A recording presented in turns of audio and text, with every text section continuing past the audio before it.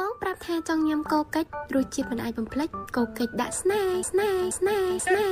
ថាបងប្អូនខ្ញុំអ្នកលេងខោក្នុងរកប្រាក់តែអត់លងចង់ចាំពីខែយមនីទីក្រុងស្គាល់ដល់ណាលឺទៅពីស្មាកងថាបងប្អូនខ្ញុំអ្នក